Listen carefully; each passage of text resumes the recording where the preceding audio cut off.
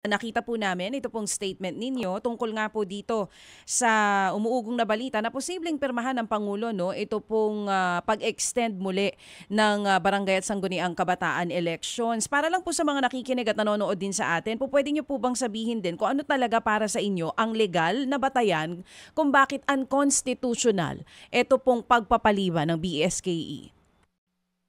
Well, unang-una, nagkaroon na ng desisyon ng ating Korte Suprema dun sa naunang Makalintal versus Comelec noong 2023 kung saan dineclare na unconstitutional ng ating Korte Suprema ang pagpupuspon ng isang eleksyon ng wala man lang kadahilan.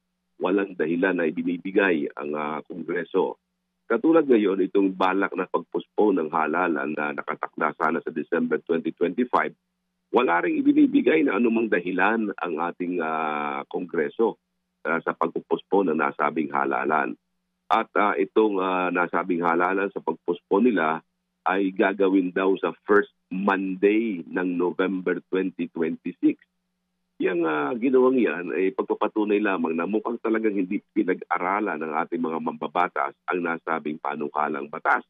Sapagkat kung titingnan natin, yung first Monday ng November 2026 ay November 2 at yan ay All Souls Day.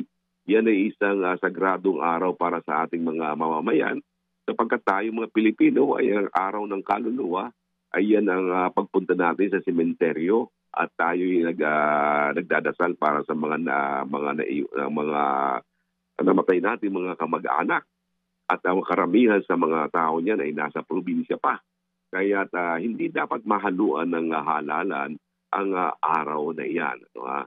At sa akin palagay din, yung pagpupuspon na yan ay isang paglabag sa ating karapatan na tayo ay pumili ng ating mga leaders na mamumuno ng ating mga barangay.